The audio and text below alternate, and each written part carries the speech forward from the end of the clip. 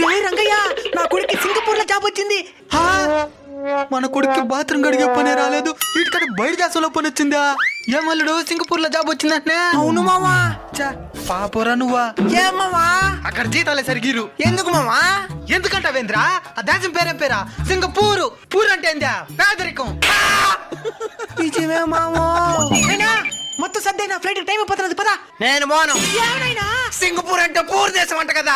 అయినా నువ్వే సింగపూర్ దేశాన్ని రిచ్ గా మార్చాలా? ఇప్పుడే బయలుదేరుతాను నాయనా. సూపర్ గా ఉన్నది నాయనా సింగపూరా. నీ టికెట్లు బుక్ చేస్తాను, వచ్చాయి. ఇప్పుడే బయలుదేరుతున్నా.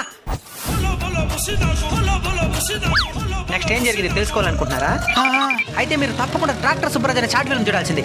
సింగపూర్ లో ఉన్న మన తెలుగు వాళ్ళు మన తెలుగులో మన కోసం తీసిన షార్ట్ ఫిల్మ్ ఇది. యూట్యూబ్ ఛానల్ పేరా? దివ్యజ్యోతి ప్రొడక్షన్. వెంటనే సబ్స్క్రైబ్ చేసుకోండి. ఛానల్ లింక్ బయోలో ఉంది. నువ్వెప్పుడు వచ్చినావురా సింగపూర్ నుంచా?